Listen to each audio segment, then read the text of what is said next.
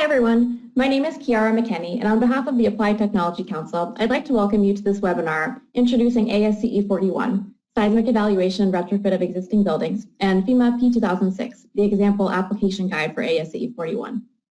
This webinar is brought to you by the Applied Technology Council under a contract with FEMA, the Federal Emergency Management Agency. If you haven't already, you can download the handouts from the Handouts pod on the GoToWebinar control panel. We know that many of you are interested in receiving professional development hours for your participation today. For those who registered and participate, a certificate documenting professional development hours will be sent by email within 2 weeks. For other participants at your site who did not register but who would like to receive a certificate, instructions for requesting one will be provided by email later today. Another option for those who haven't registered is to follow the link provided in the questions pod. Please note that you must request any additional certificates before the end of the day today. If at any time during the webinar you have questions, please type them into the questions pod in the GoToWebinar control panel. We won't be having a live question and answer session during this webinar. However, after the webinar, we will provide all registered participants with written responses to all of the technical questions that we've received today. I would now like to turn it over to Patia Scott from FEMA's Earthquake and Wind Programs branch. She will be providing a brief introduction to today's webinar. Patia, please go ahead. Thanks, Kara. Good afternoon. My name is Patia Scott, and I'm a civil engineer for the FEMA Earthquake and Wind Programs branch. It is my pleasure to welcome you to today's webinar on FEMA P2006, which uses a series of design examples to provide helpful guidance on the interpretation and application of ASCE 4113, Seismic Evaluation and Retrofit of Existing Buildings. FEMA has a long history of working with ASCE 41, which was originally based on FEMA 273, NEHRP guidelines for the seismic rehabilitation of buildings, which was later turned into FEMA 356, pre-standard and commentary for the seismic rehabilitation of buildings, which then became ASCE 4106 and referenced in the IEBC. Although ASCE 41 has been adopted by various jurisdictions, its implementation can be challenging for those unfamiliar with the provisions because methods for existing buildings are different in many ways from those used in the design of new buildings. As part of our responsibilities under the National Earthquake Hazards Reduction Program, FEMA supports activities to reduce future earthquake losses. The primary way we do this is through the development and publication of technical design and construction guidance products, as well as through the support of training and related outreach efforts such as this webinar. Based on this need, FEMA worked with the Applied Technology Council to develop FEMA P2006 and this webinar. FEMA supports this webinar to provide a tool that communities and design professionals can then use to encourage greater protection from earthquake hazards, thereby reducing future earthquake losses. We hope that you find this webinar useful. Back to you, Kira. Thanks for that introduction, Patia. So now let me tell you about your fabulous presenter today, Brett Lazundia. He is a structural engineer and executive principal at Rutherford & Chiquin in San Francisco. He has over 30 years of experience in structural design of new buildings, seismic evaluation and rehabilitation of existing buildings, peer review and plan checking, and applied research and guideline development.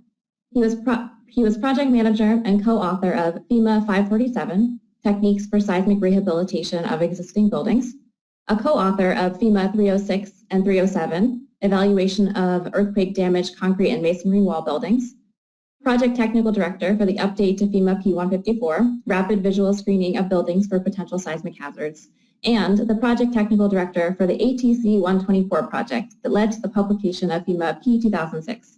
He is a past president of the Applied Technology Council and the Structural Engineers Association of Northern California. Now I'd like to turn it over to Brett. Brett, please go ahead.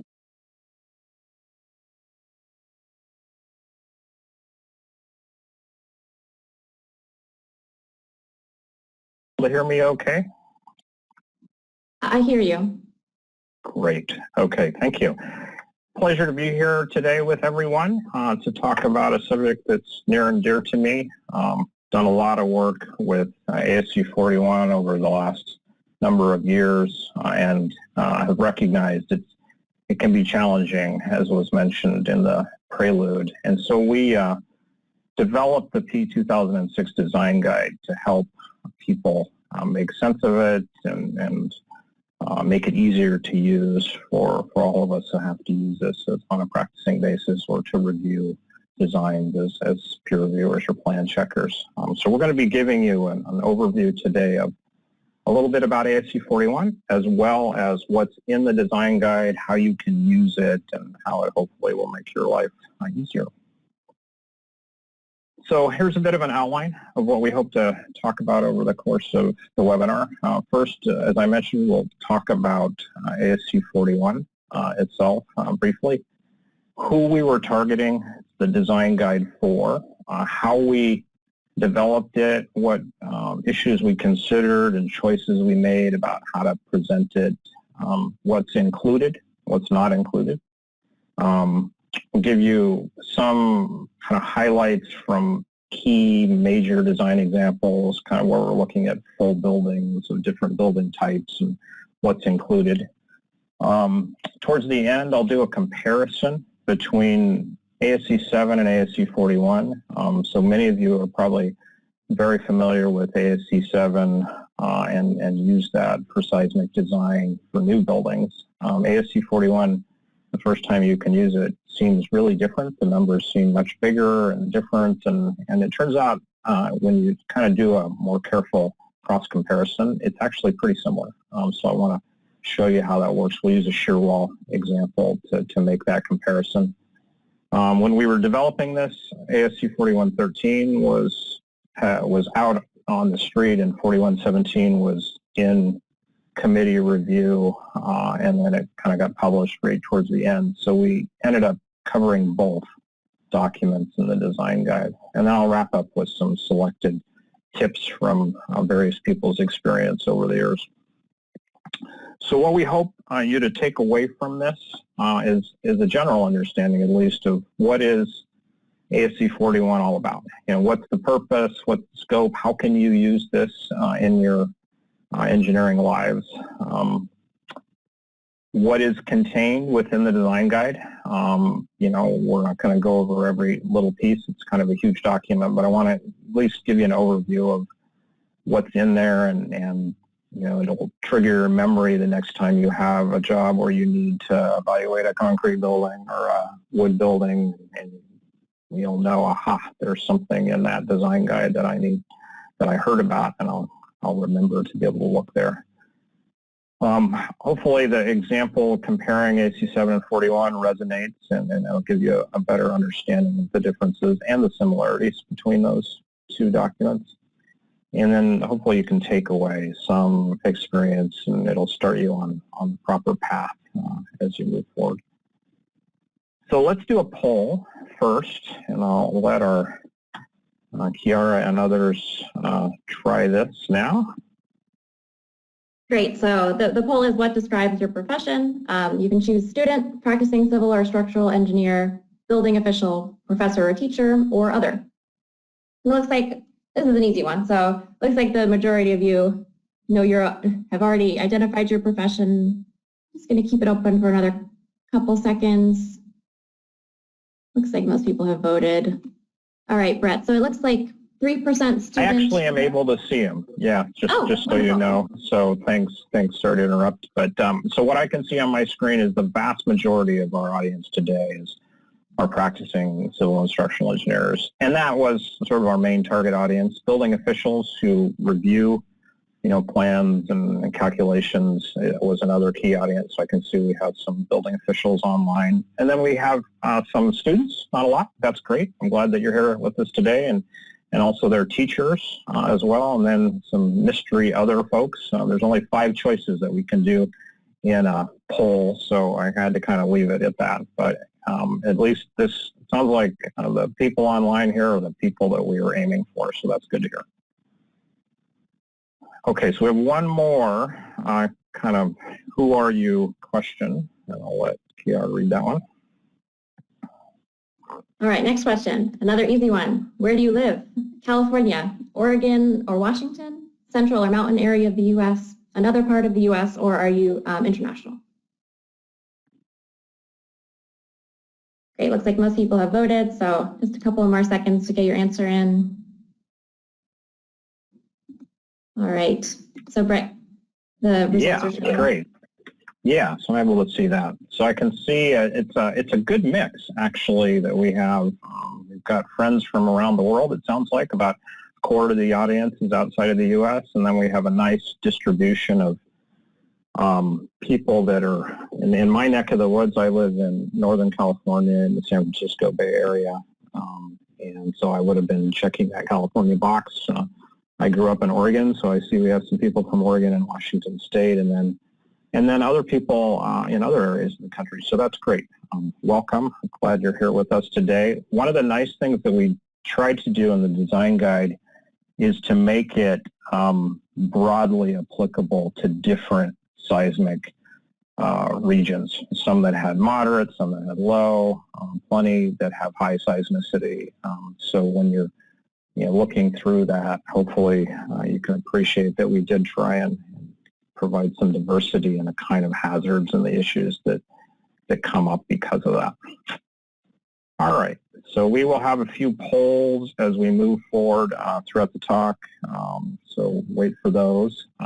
But I'm going to start now with just a really quick introduction, kind of from my personal point of view, to what is ASC 41 used for. So it's, it has become the national consensus standard for both evaluating buildings and for retrofitting buildings. At one point, there was a 41 and a 31, and they were split. One was for evaluation, one was for retrofit. A couple of code cycles ago, those were merged. So now we have kind of the one grand document that it's intentionally intended to be used for both and has been harmonized. So those documents in that merging process, that was not an easy task. And to do that was a big effort by a lot of committed volunteers.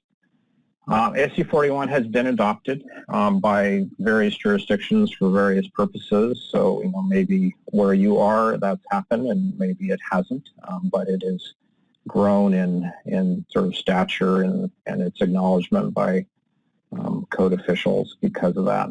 So, for example, in California, it's referenced by the California Existing Building Code, and many institutions rely on ASC 41. It's also referenced in ASC 7 because it provides really good advice and guidance, modeling, and acceptance criteria for how to do nonlinear analysis. ASC 716 includes that in Chapter 16 for response history analysis.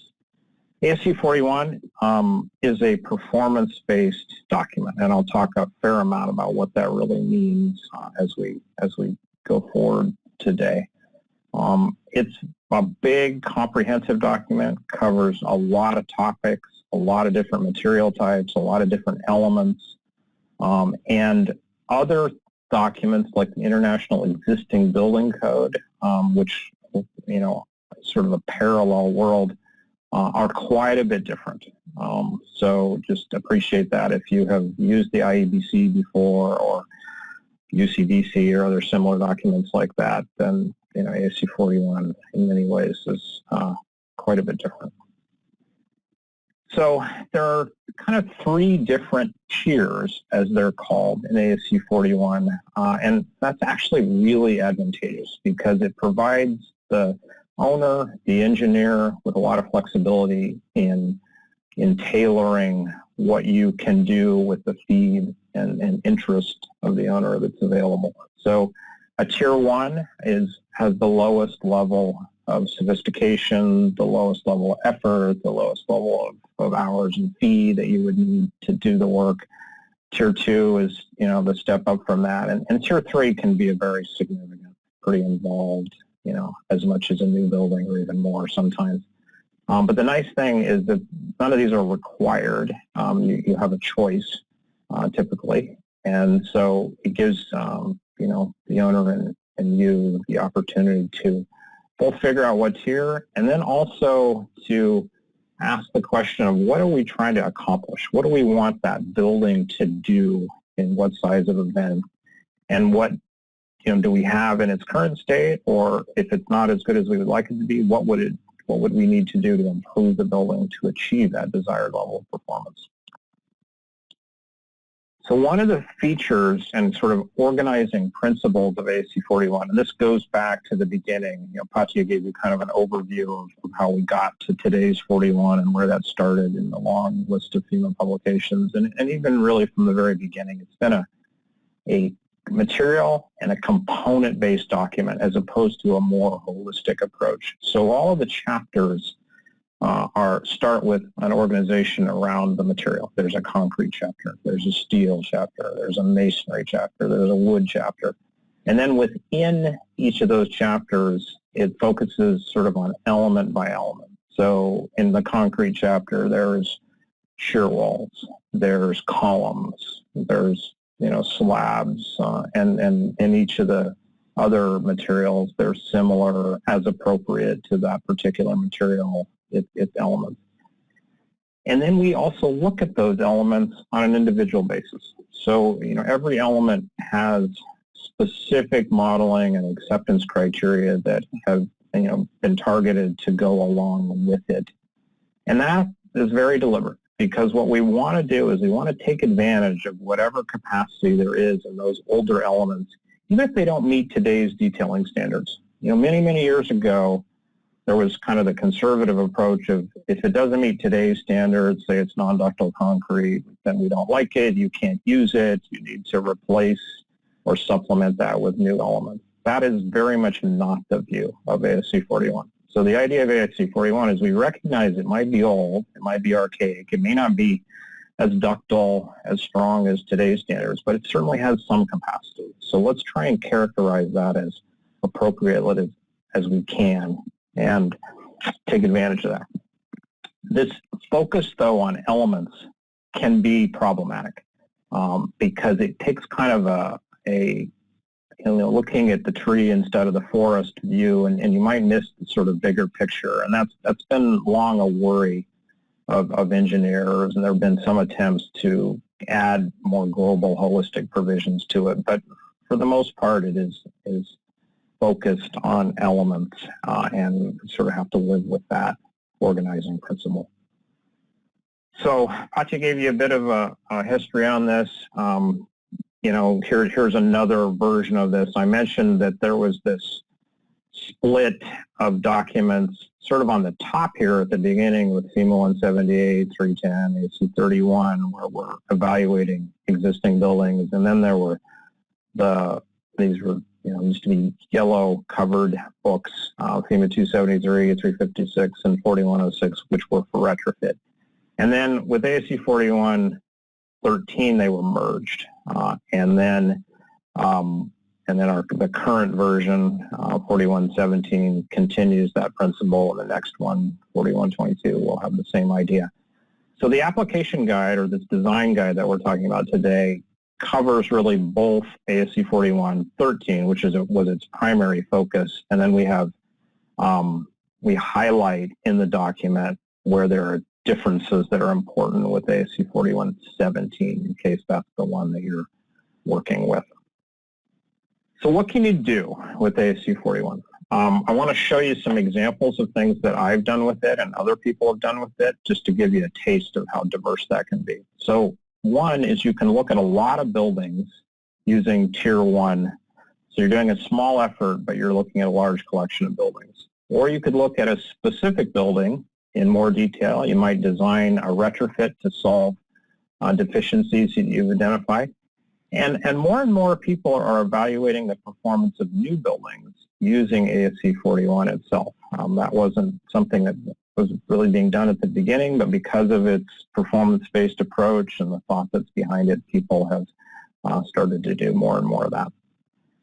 So let's talk about the evaluation of large portfolios example. This is the University of California at Berkeley, a bird's eye view, and Northern California. The buildings that are highlighted in yellow are buildings that we've been evaluating. The UC system throughout the state of California has gone through a 3-year process of evaluating all of the buildings in its system to come up with a rating level, and ASC 41 Tier 1 evaluations have been done with that. So 6,000 buildings have been evaluated by a lot of different engineering companies, including mine, and the different campuses around the state.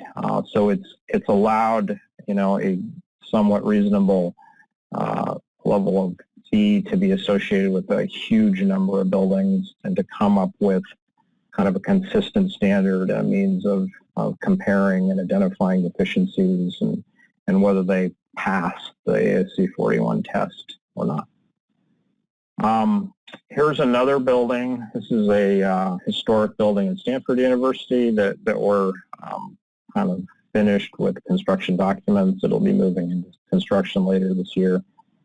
So this is one where we've done much more detailed evaluations. So one thing one can do, you can do a linear evaluation, and that would be awfully similar to what is common with new buildings. Might be a linear static evaluation, which is similar to the equivalent force method. It might be a linear dynamic method where you're using response spectrum analysis. And that's a force-based approach. Or one could do a nonlinear evaluation. ASC 41 permits you to do either and gives you, approaches, strategies, procedures, equations, tables after tables to help you with the nonlinear side too. So you could do a pushover analysis or a nonlinear static procedure. You could do response history analysis with that. And this building actually had both those kinds of evaluations that were done. Here's a new building. So this is a laboratory building that's got buckling restrained braces. It was designed using to meet ASC 7 criteria, and then the owner had some higher than code expectations.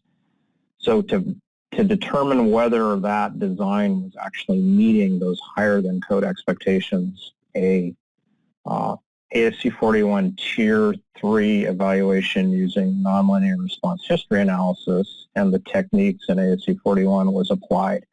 So this brace here was, converted into a detailed nonlinear model with fiber sections in some places and elastic sections in others.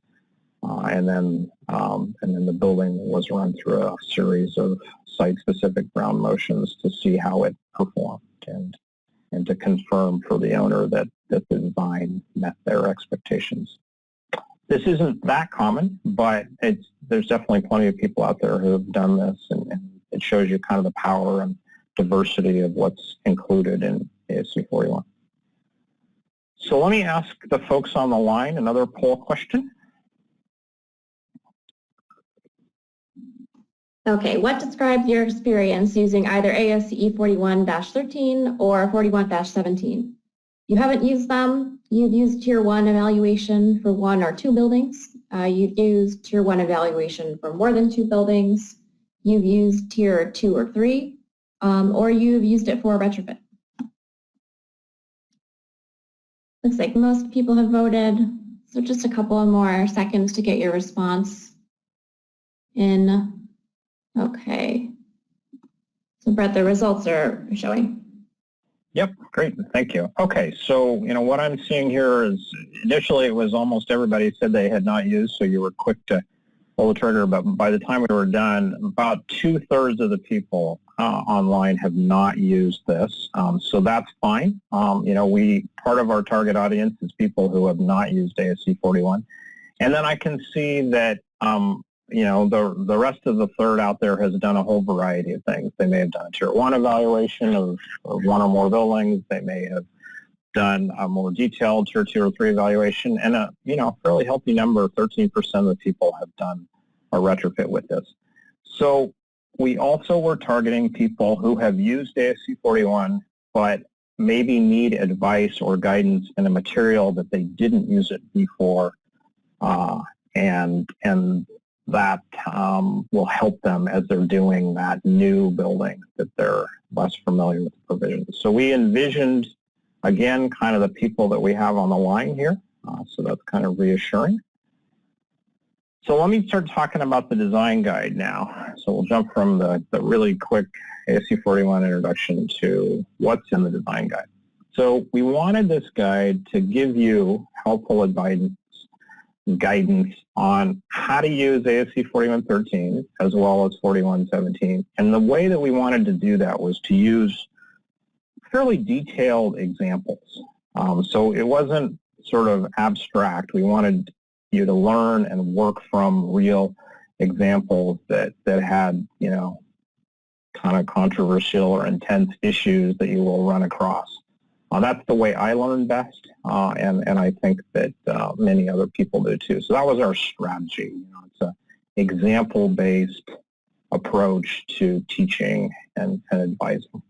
We wanted to pick topics out of the vast majority of things that could occur and focus on the ones that are commonly occur. Okay, so admittedly that's a little bit arbitrary.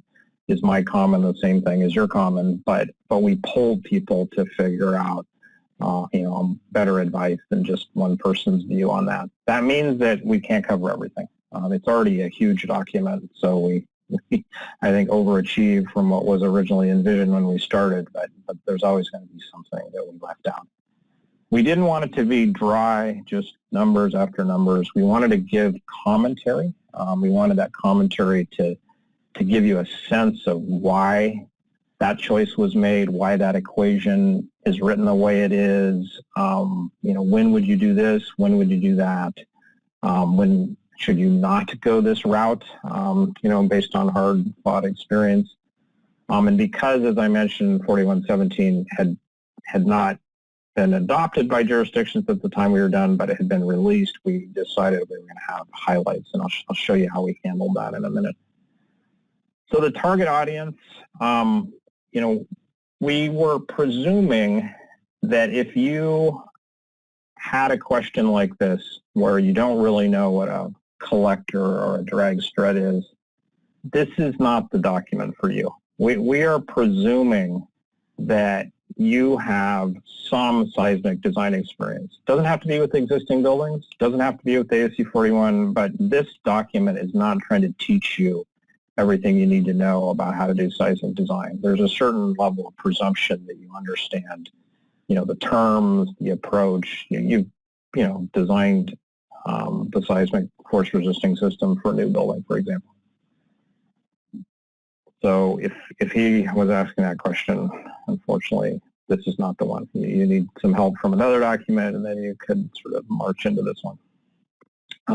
As I was mentioning earlier, we wanted to capture, you know, that large group of you who have never used ASC 41, but we also wanted to help people who have used it, maybe on a concrete building, but they haven't used it on a steel building, for example. And we wanted to cover not just the higher seismic hazard level parts of the world, but some of the lower and moderate areas too. A lot of people were involved in putting this together, and I was just one of a whole village of folks, so to speak.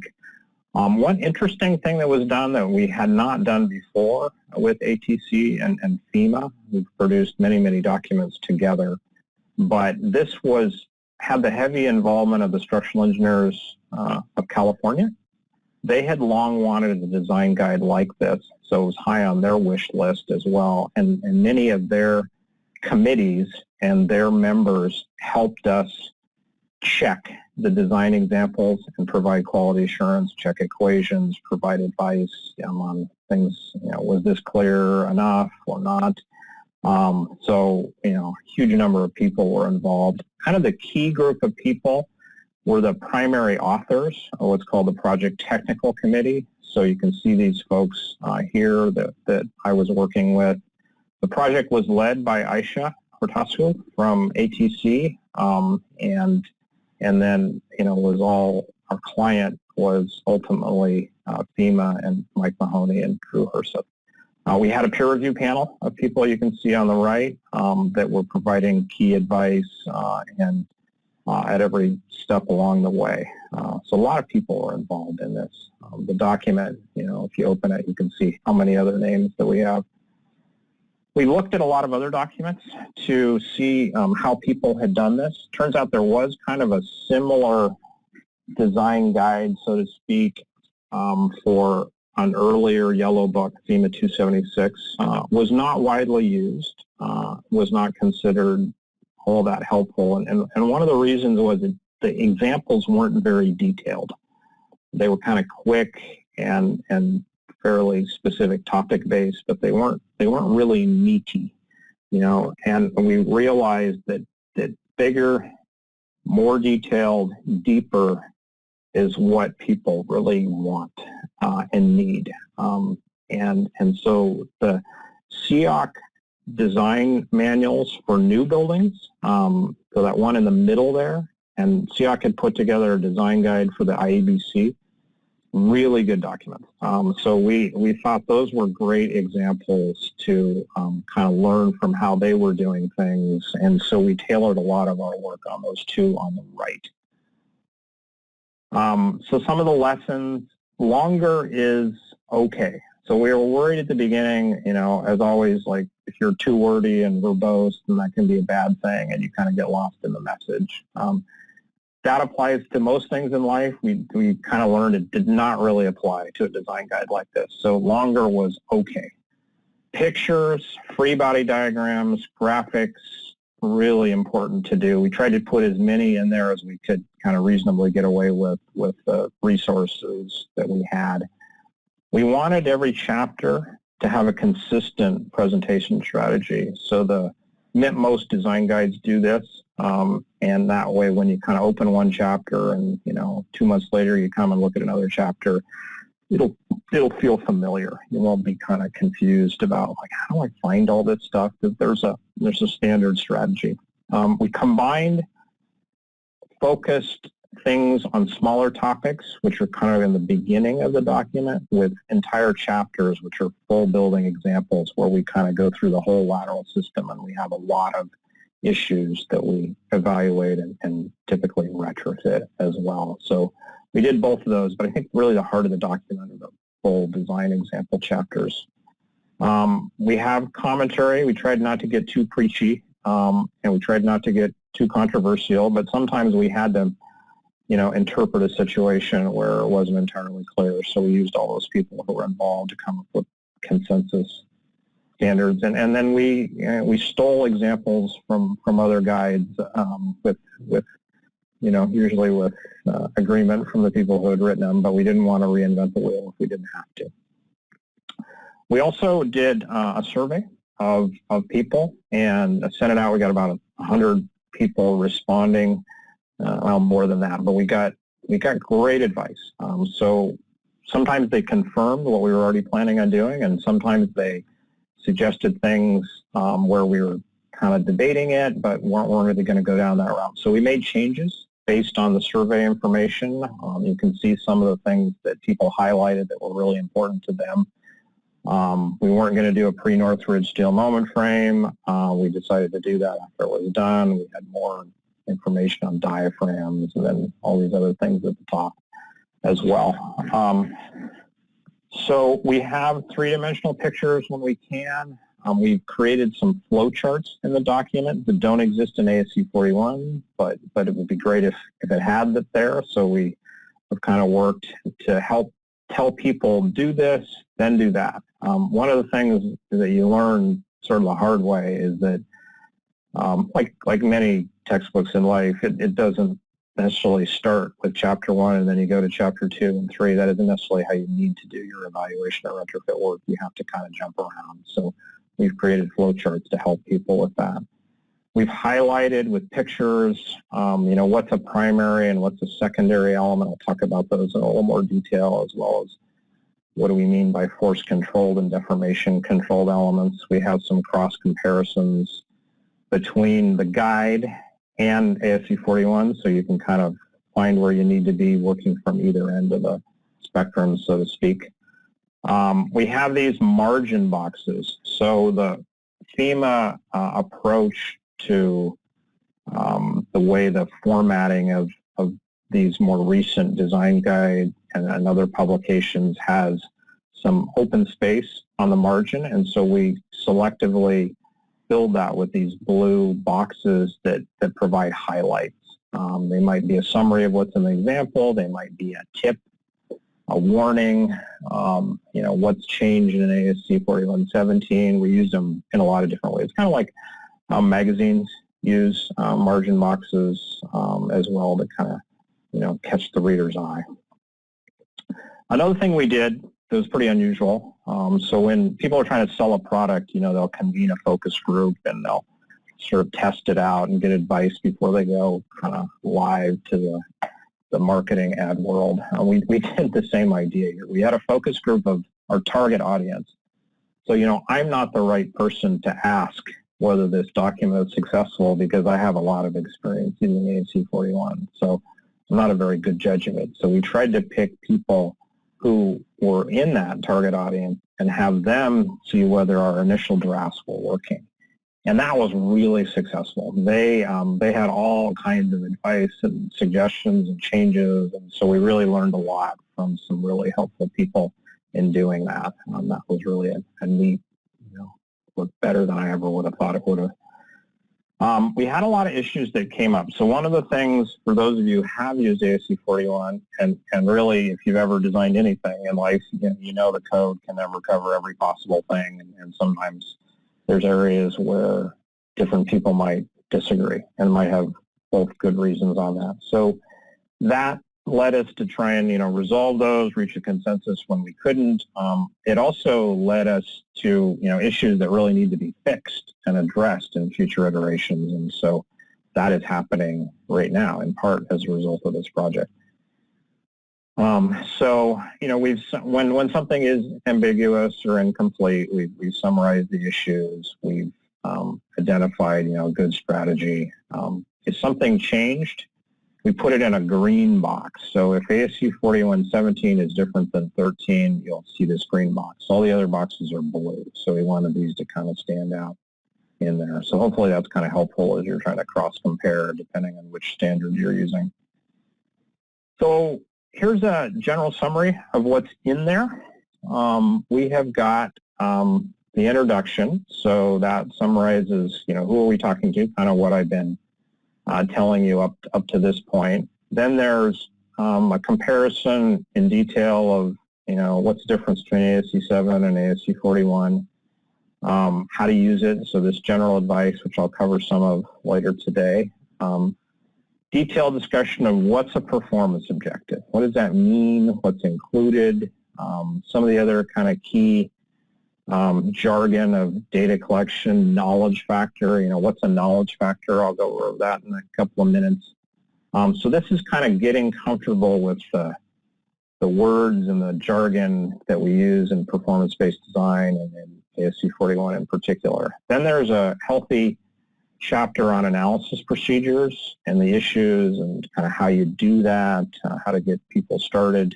We also have a little bit of information on non-structural and some specific, how do you do overturning or how do you do out-of-plane checks, so kind of focused topic-based things. There's a whole foundation chapter. Foundations, there's a lot of information in ASC 41 about foundations. It's really pretty cutting edge.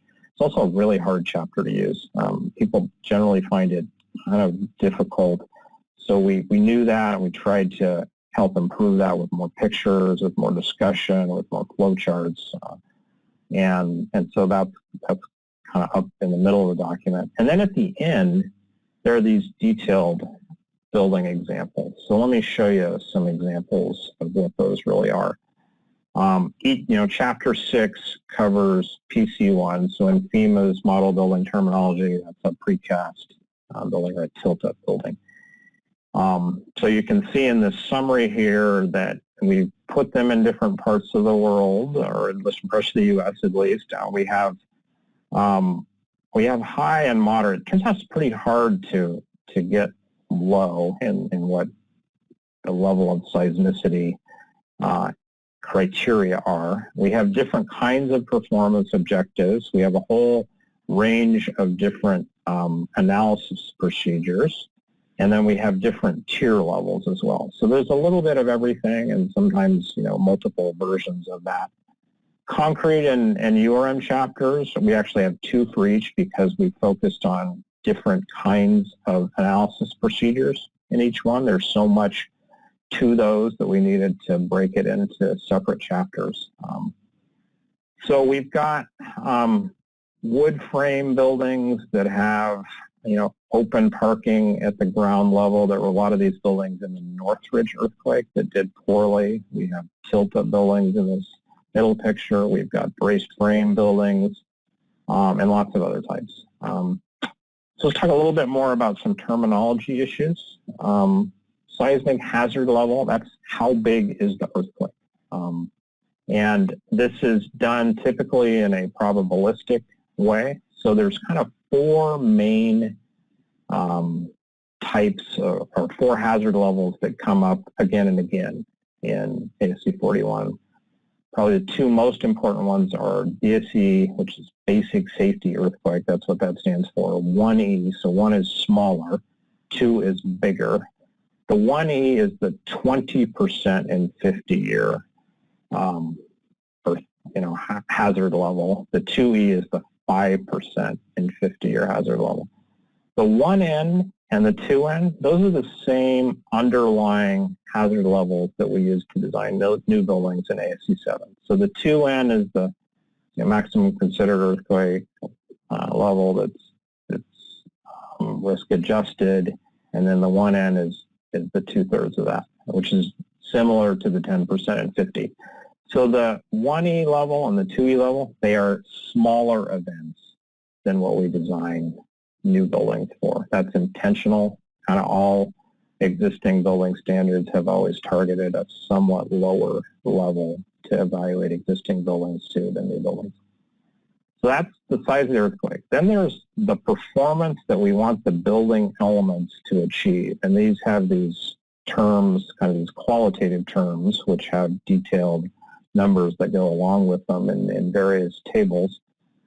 The three main ones: collapse prevention, so making sure the building doesn't fall down; life safety, not only that, but also making sure big things don't, in pieces don't hurt people and create injuries or deaths.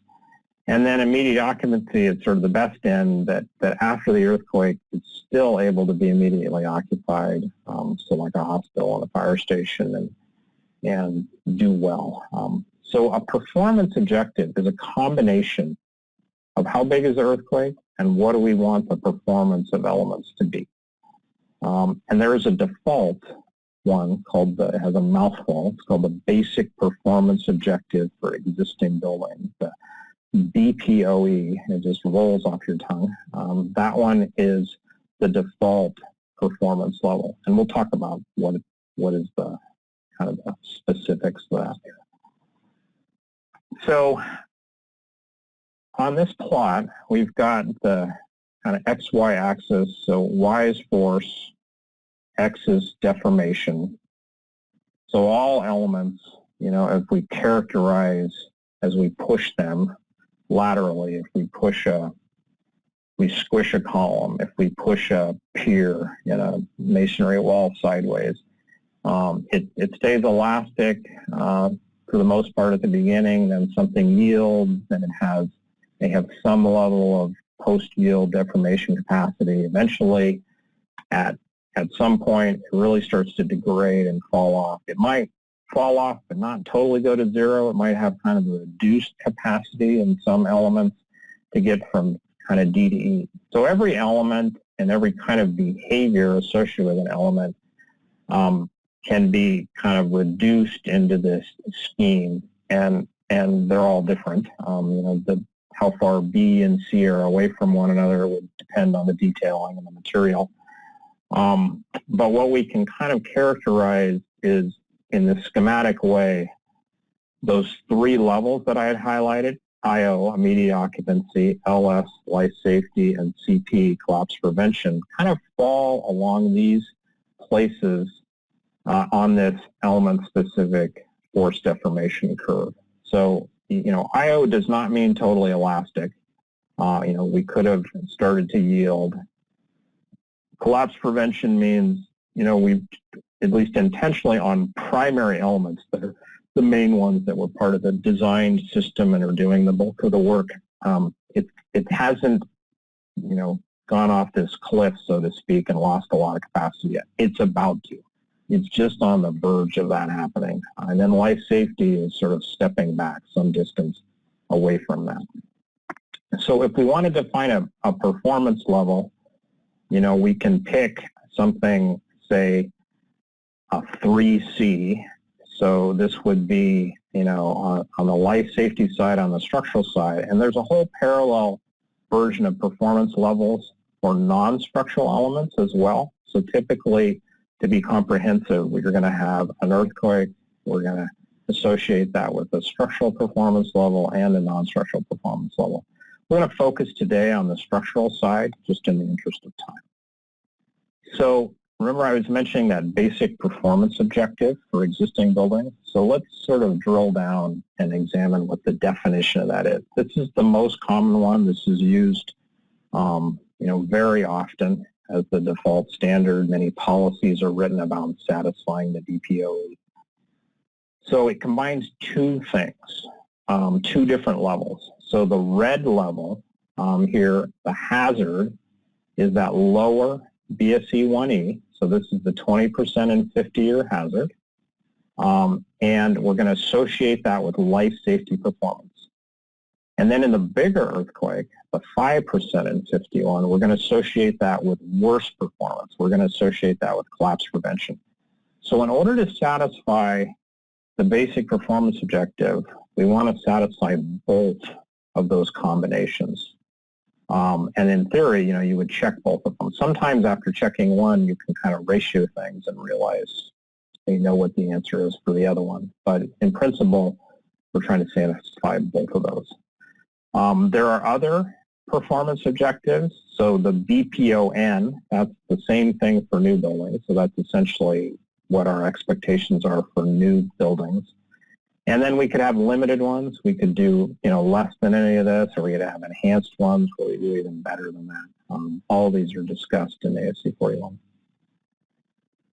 So we mentioned at the beginning Tier 1, 2, and 3. Let me talk a little bit more about those guys, though. Tier 1 is think of it as a screening tool, a filter, or a sieve. If you're trying to, pour sand and rocks through a sieve, some of it's going to stay behind and some of it's going to pass through. So if a building passes through the Tier 1 screening, then it is considered okay. So Tier 1 is intentionally conservative because of that. If it fails and doesn't pass the Tier 1 screening, that does not necessarily mean it really has fully failed. It means you need to look more carefully at that, and you can do that with a more detailed evaluation. So Tier 2 is a more detailed evaluation, but it is intentionally focused only on the Tier 1 failings. So by the term deficiency-based, what it means is you found a Tier 1 deficiency, and you're going to examine only that in Tier 2, but you're going to examine it in more detail. Tier 3, on the other hand, is comprehensive.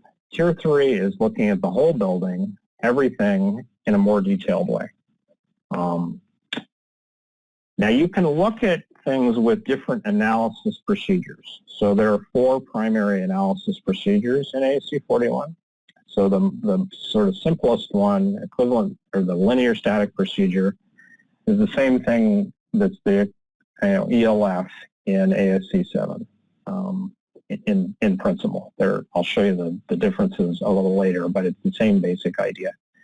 Linear dynamic procedure is another term for response spectrum analysis. Nonlinear static procedures it's nonlinear, but we're pushing it over in one direction in a sort of monotonic way. As opposed to a nonlinear dynamic procedure, that's where we're running ground motions through and we're shaking the building in response to those ground motions. Typically you do, a number of them, say 11 is what's currently required, and then you get results from those. Okay, so another key thing that you have to appreciate, and all the tables and criteria in ASC 41 include this kind of information. So some elements are deformation controlled, which means they go up, they yield at 0.1, and they have a fair amount of ability to move to 0.2, and then when they lose capacity, it doesn't zoom down to 0 immediately. There's some ability to get to 0.3 before you kind of fall off. At the other end of the spectrum on the far right, type 3 is your elastic, and then boom, something breaks, something cracks, and it's brittle, and it's bad, and we lose almost all or all of the capacity immediately. And then there's elements that are in between those two. Okay, so elements and behaviors have been characterized in ASC 41 using this kind of set of schemes. So trying to understand whether your element is deformation controlled or force controlled is an important thing to do.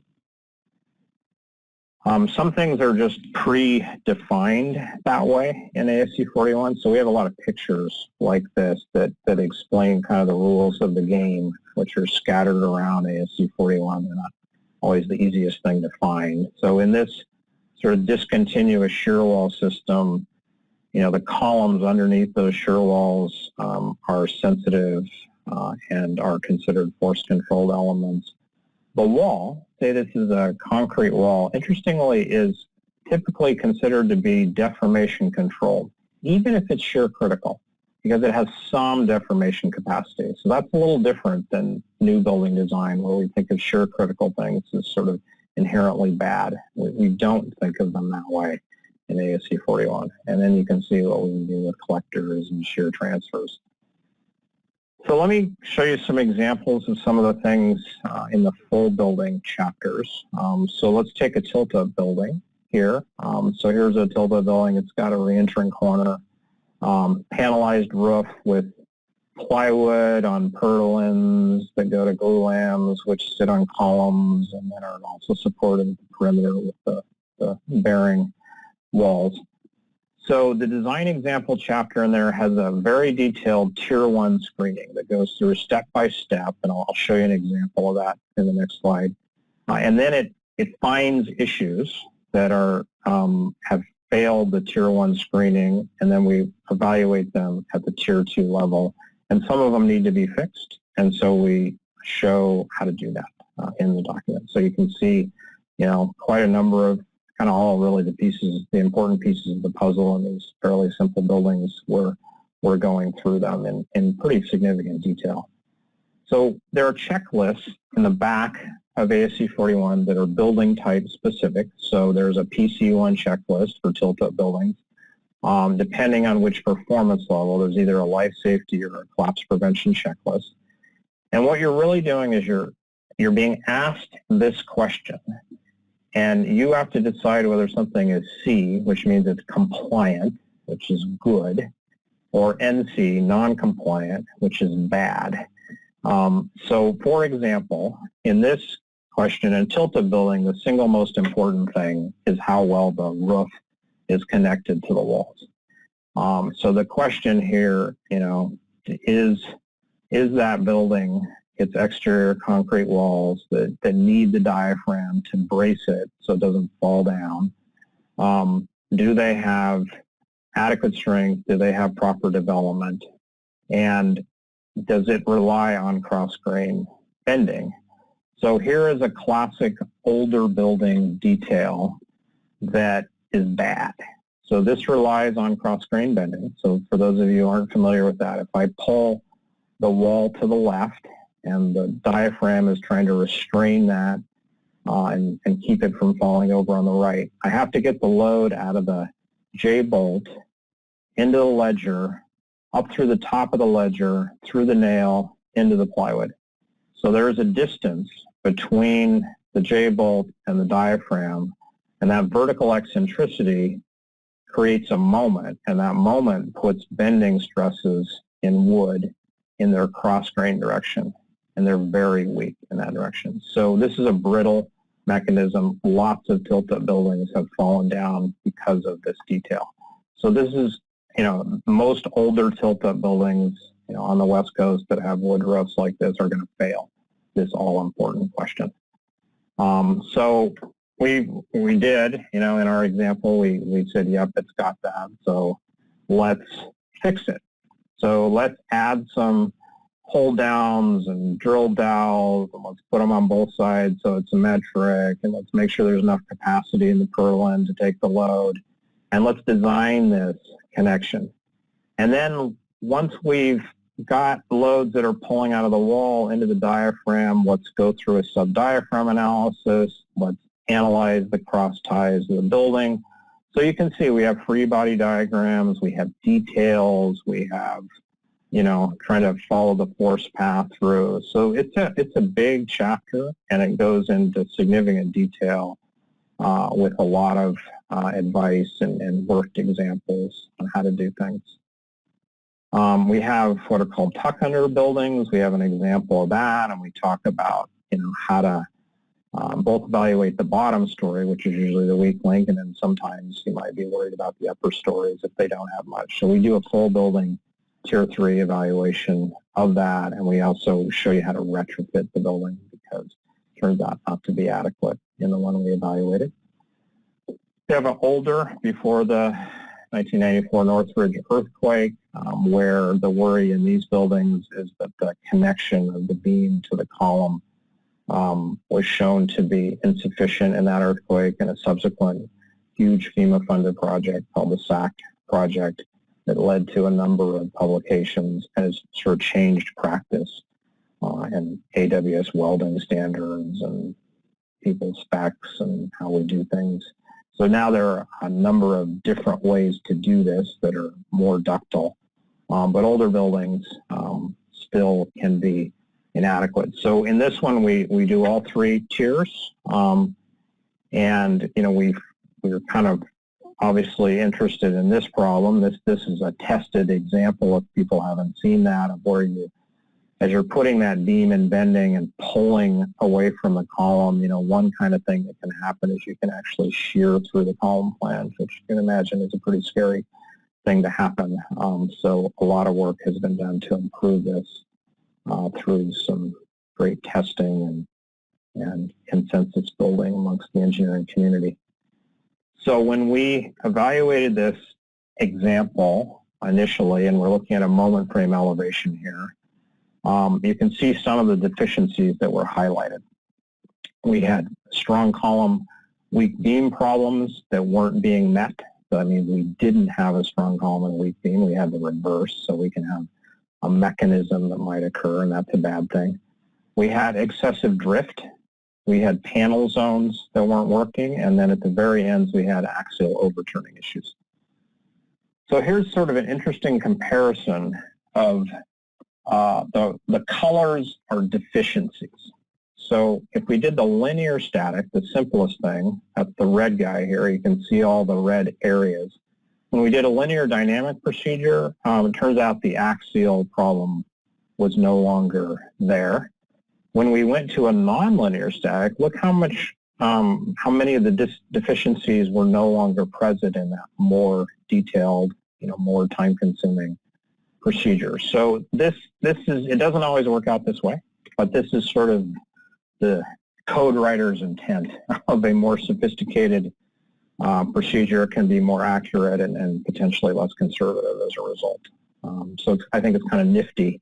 We didn't really make it do this. This is just what happened when we created the design example. So let me ask you guys a question about the Tier 1 versus Tier.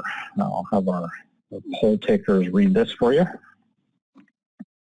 A Tier 2 evaluation takes a more comprehensive look at the building's lateral force resisting system than a Tier 1 evaluation. True or false?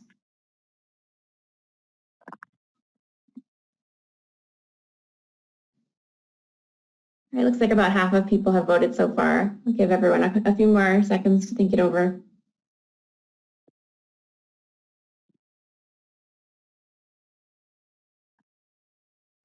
All right, it looks like most people have responded. So I'm sharing the results now, Brett. Yeah. So this is a trick question. The answer is false. And why is that? The vast majority, 80 to 20 of you said that's true. And the reason why that's not the case is this word comprehensive. So remember when I was talking about Tier 2, we're really only looking at the deficiencies from Tier 1 and nothing else. It's the Tier 3 evaluation that's more comprehensive, where we look at everything. In Tier 2, we look at at only the things that were identified in Tier 1. We look at them in a more rigorous way, but we don't expand the scope. So this is sort of a common misunderstanding. It was actually a change that was made in ASC 41 a couple of cycles back.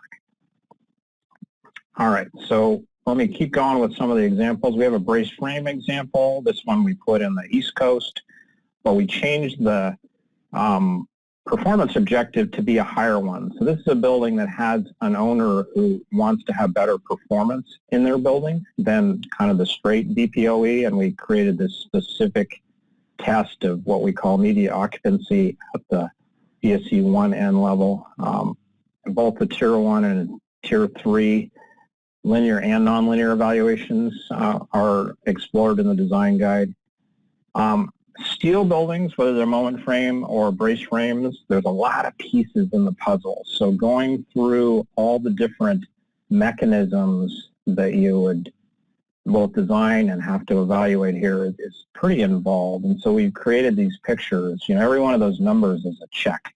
You know, there's something in the design guide. So number 13 is the, you know, the top gusset of this bottom story frame and the connection of the tube to that gusset. So there are summaries of all of these different mechanisms and the demand, you know, and what we're calling acceptance ratios, but it's essentially the demand capacity ratio in here. And so this one, gusset plate shear yielding, you know, here are the equations that come up with, you know, what is sort of the demand divided by the factored capacity. And this one is well below 1, so that's a good thing. Whereas the one that's 1.3 up at the top, that's a bad thing. So it is meeting most of the checks, but not all of them. One really interesting thing about this example is the importance of boundary conditions on how we model buildings. So if we do a nonlinear static analysis, we push this building sideways, and we represent in this upper right picture, the colors represent kind of those stress levels that are occurring in the columns and in the braces. So the hot color, the red, that's a bad color. So the utilization ratio, which is just one software's version of kind of effectively a demand capacity ratio, the brace at the final step in the pushover was really getting killed. So it has a demand capacity of 7, and the column has 1, and then it gets better as you go up. At the actual earthquake, so that we're targeting, so this picture on the left, the final step is just kind of where we ended it, but the earthquake is really going to take it to the dotted line here, what we call the target displacement. At that target displacement, the column was still okay, but the brace was in really bad shape. Okay, so think of this picture at the bottom here. We've got a failing brace, not a good thing. But now let's account for soil flexibility and foundation flexibility. And let's put some springs that represent that flexibility underneath our brace frames. And let's see what happens at the target displacement. So over here at this dotted line where the earthquake is really going to push it to, so this is that BSU 1N level and Charlotte earthquake. Well, what's really happening in this brace frame building is that there's still some stress, for sure, in the braces, but rocking and lifting on one side and kind of compressing into the soil on the other side is relieving some of the demand. So we went from a building in the fixed base case that was not working to a building at this earthquake level in the flexible base that is working. So this kind of can really highlight there are certain situations where boundary conditions and how you model foundations can really make a difference. So good to appreciate that. We have a big example, 2-chapter example on concrete shear walls. So this is a building that has a nice box of a building. It's got a basement. It's got a discontinuous shear wall. It's got some really thin shear walls. So we do a Tier 1 evaluation. We talk about information you have to collect and how you get material properties. We check with the linear static procedure, a bunch of things. The walls are not okay, so we go through how you could put a fiber reinforced polymer, FRP, overlay on the walls. We also have, that's in one chapter. The second chapter is a nonlinear evaluation and retrofit of the same building.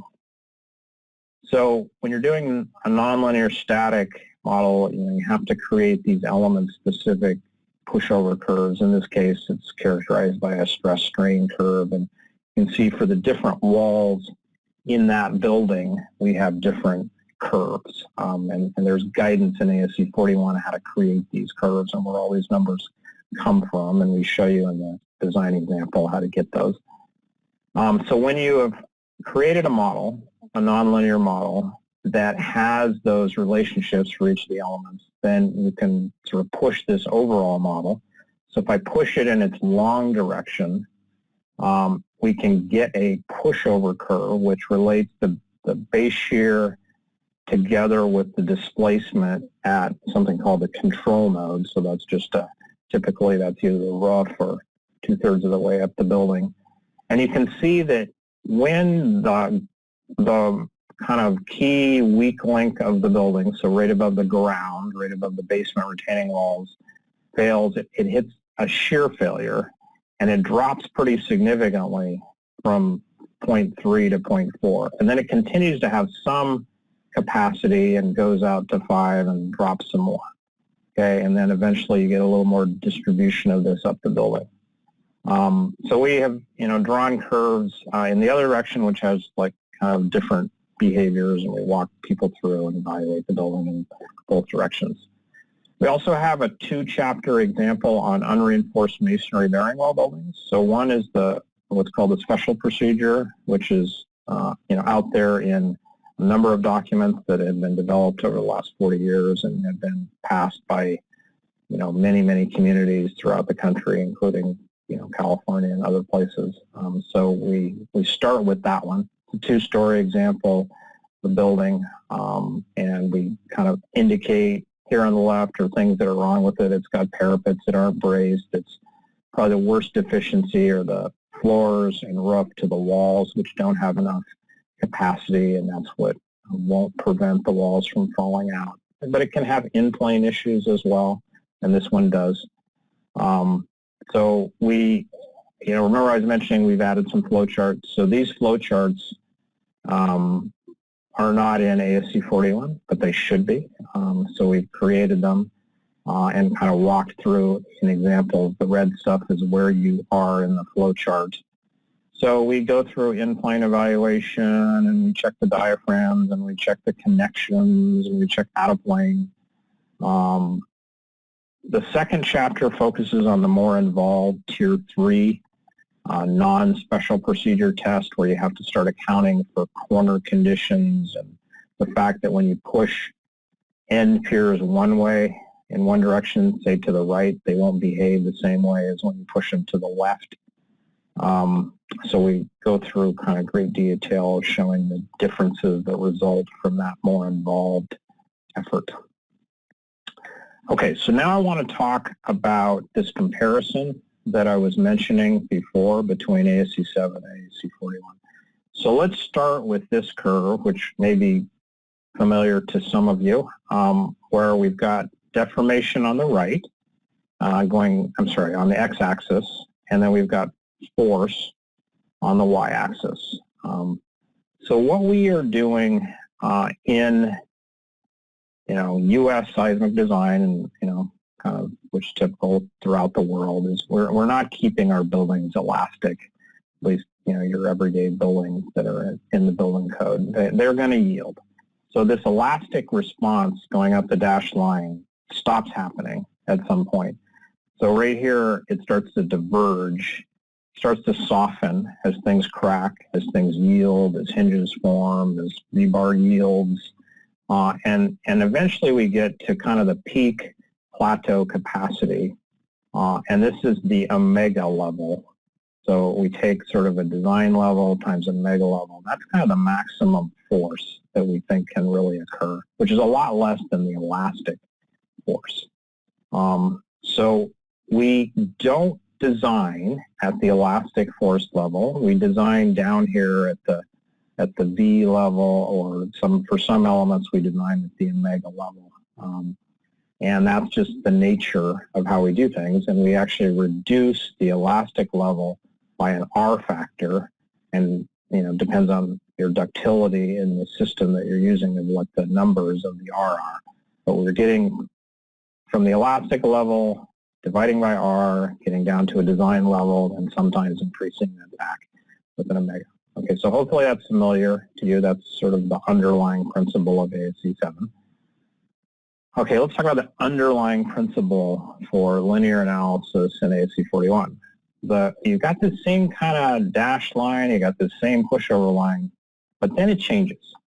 So we actually are checking things in ASC 41 up at the top at this seeming elastic level. It's called the pseudo, the amplified pseudo seismic shear level. And we know that is, and we know the building has a pushover curve. We know it yields, but for simplicity to do linear analysis, we're doing it that way. And so instead of cutting things by an R factor, we actually multiply the individual element. So QCE is the capacity that a particular element has. We multiply that times an M factor, and that gives us the factored capacity, and we check it against the demand up at this big level. Okay, so in ASC 7, we're reducing things and we're working down here. In ASC 41, we're working up here at the top. So let's do an actual comparison of a building in Seattle, that shear wall building. It's in one of the chapters in ASC 41's design guide.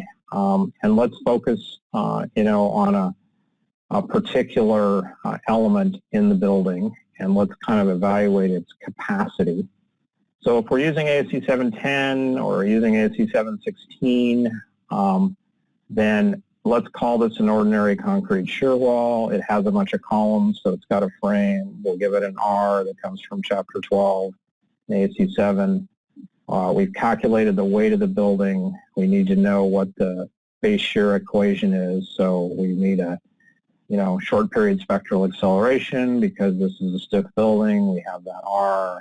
It's a regular building that doesn't have anything special on its importance, so it has an IE of 1.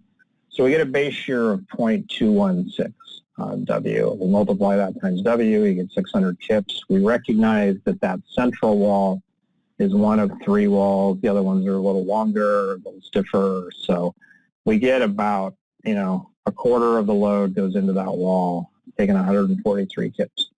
Then if we're going to evaluate its shear strength, then, we have a nominal material strength of F prime C and Fy. It's an older building, so we're using 40,000 PSI or 40 KSI rebar. We've got the ACI 318 equation that hopefully is familiar to all of you. We're plugging things in. We multiply times its C factor. I'm assuming here it's flexurally controlled. It would have a different C factor if it were not. And so it has a factored capacity of 236 kips. So we put the demand divided by the capacity, and the wall is okay for its shear strength, and that's a good thing.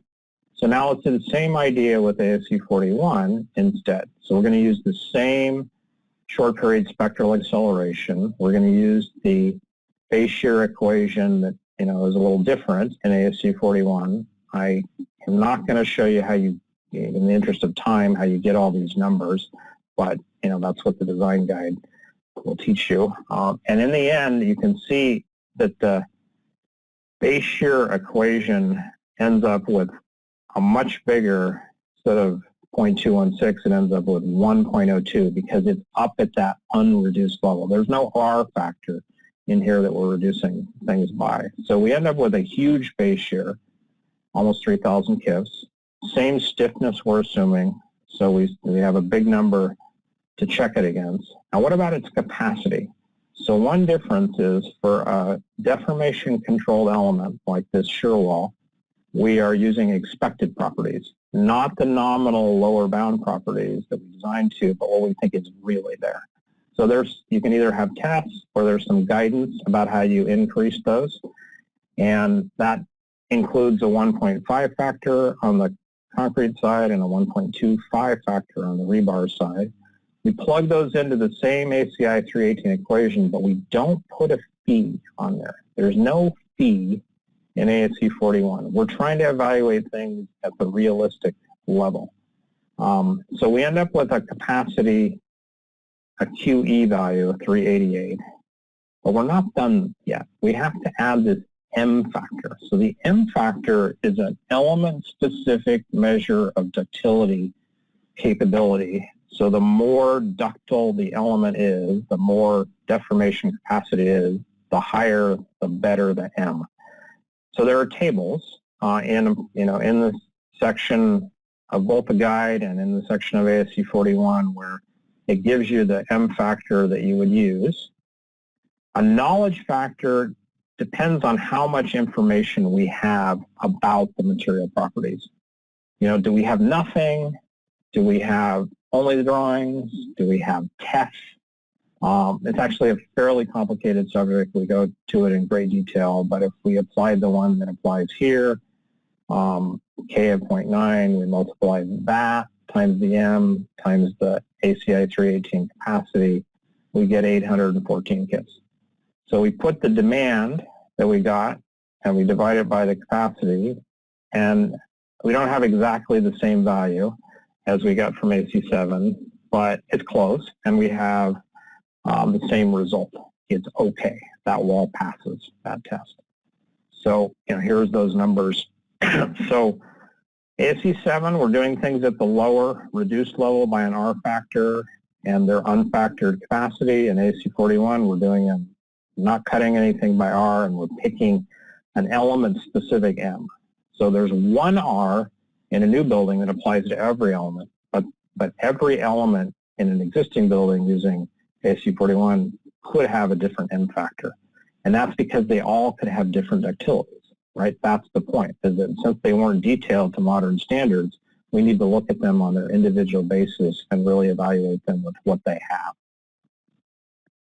Okay, so in ASC 41, one key thing that was changed for those of you who've used 4113 and you're doing a Tier 1 evaluation, you were checking it using the smaller earthquake. In ASC 4117, they decided to switch to check it against the bigger earthquake, and that had to do with some information that was found about the different hazard levels, and there were some places in the country where checking things at the low earthquake was concerningly unconservative. The nonlinear procedures were harmonized and ground motion selection scaling with new buildings. Data collections were made a little less restrictive, and there were a lot of tests you used to have to do. It's not quite as bad as it used to be. Steel and concrete columns, more information, more testing had come up. Masonry requirements in general evolved. The URM chapter was harmonized with the IEDC to some extent. So let me ask you one more poll question here. We'll let our reader read. Which of the following is not one of the 4 analysis procedures in ASE 41? Linear static, linear dynamic, progressive collapse, nonlinear static, or nonlinear dynamic?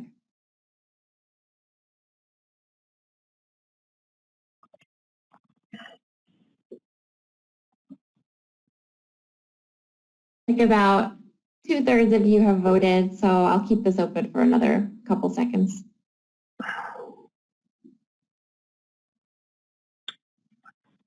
All right.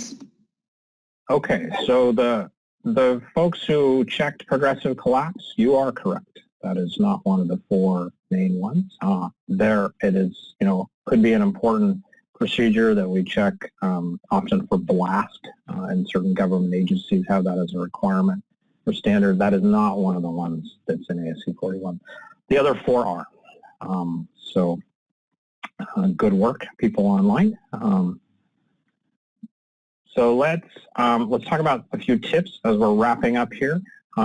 So I was mentioning, because of that flow chart explanation, this is really true, is that 4113 and 4117, they're not organized sequentially always. So one thing that a design guide can help you do is know where to start and where to go next, so you don't get yourself trapped or waste time or get confused about where you're supposed to go. Knowing whether something is force or deformation controlled is important, because that tells you what values you're going to use in doing it. If you don't know that, then you wouldn't know which values to pick to judge whether it's acceptable. We didn't talk much about wood. When I give a bigger version of this talk, we do. Wood is hard. Wood is hard in general. Wood is, I always think, is sort of the most, the material that you need to be the best engineer to work in. And usually in new buildings, analysis of wood is not that hard. But in ASC 41, we look at every mechanism. So it gets pretty involved, and that's something, if you haven't done a wood building AC 41, I won't even warn you. It's, be prepared. It's a lot of work. We have great examples and walk you through, all the little ins and outs of that, but it's a painful lesson the first time you do it. Boundary conditions, I showed you an example of that. Sometimes they can make a really big difference. Not always, but sometimes. There's also equations like the base shear equation or the target displacement equation that look kind of simple. There's only a few little variables, like how hard can it be?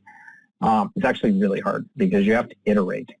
And that's sometimes more involved in 41 than it is in ASC 7. So appreciating what you have to iterate on, and try and advise you and warn you and show you those iterations. So it's something I call the 41st commandment. The question about whether you can use a linear procedure, so that easier, cheaper, more fee-happy procedure, unfortunately, in order to know whether you can use it, you actually have to do the thing first. So you may go through your whole linear procedure evaluation only to learn that you fail and you're not allowed to use that. The same thing happens with the nonlinear static. You not only have to do a nonlinear static, you have to do a linear dynamic as well. So we actually have a project right now that's looking into whether we can find a simpler way, because I've had younger engineers in my office where we went through this whole thing, and then at the end they're like, wait a minute, after we did all that, we're not even able to use it because it's not considered accurate enough. So I think I will skip this, Kiara, in the interest of time, and move to some final points. So ASC 41, in my opinion, can provide you with a flexible, rigorous, thorough set of tools for performance-based evaluation. And as I try to show you at the beginning, it gives you both kind of more economical screening procedures, and then you can have, any level of involvement to really super detailed, cutting-edge Tier 3 evaluations, depending on your need. But it's not easy. I'm not trying to sugarcoat it at all. It is a tough thing in certain situations. So, hence the design guide. So hopefully, we have provided you, as you embark on the wonderful role of ASC 41, with an easier, helpful guide that you can turn to. I hope this is a document that's on your either hard copy or electronic bookshelf that you actually open and use and that you find useful. We've tried really hard to make that the case, but I'm obviously kind of biased. So we did that by providing, underlying theories, specific examples, entire, chapters on the whole building itself, and that was our goal. So I was saying, ASC 41 is big to begin with. It's over 500 pages, and 4117 isn't any smaller. So if I took it to my post office and I put it on a scale, it's about 3 pounds. So our design guide was too big to be bound as one volume per, the printing standard, so it turned into 2 hard copy volumes, and it's 5 pounds. So what I take away from that is that really that document is 5/3 better than our original standard that we were trying to do, and provides that much more help.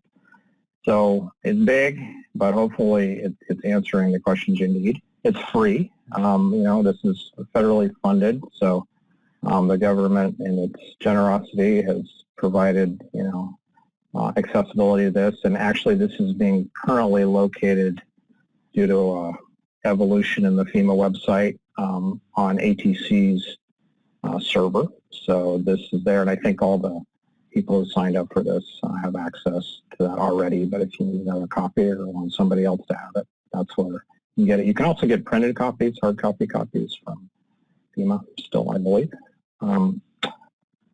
So I will turn this over to my colleagues, I think, now.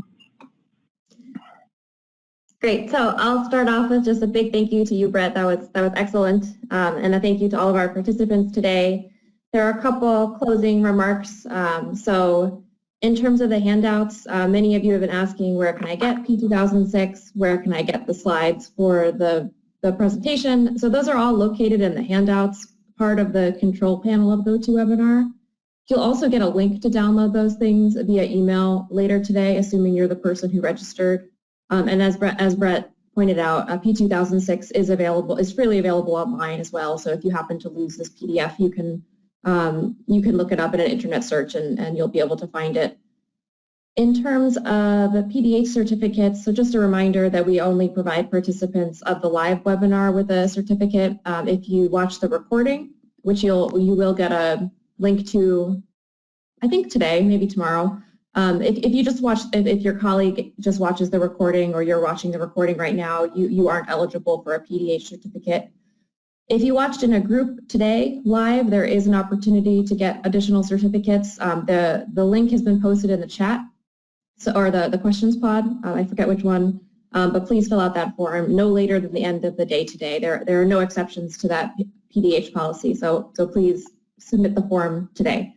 And if you meet the requirements for the certificate, you can expect to receive it via email within 2 weeks. If you have any questions that you're hoping Brett will answer about this webinar topic, please feel free to write them in the questions pod. We'll keep the webinar open for an extra few minutes in case you're still thinking through your questions and you just need a minute to process. Brett will respond to the questions that we receive, and we will distribute those within 1 month. So we look forward to reviewing all of your questions more closely. And we hope that you got a lot out of this webinar today. And so I think that with that, this concludes the webinar on FEMA P2006. And this was brought to you by FEMA and the Applied Technology Council. And I hope that you have a great day. Thank you all.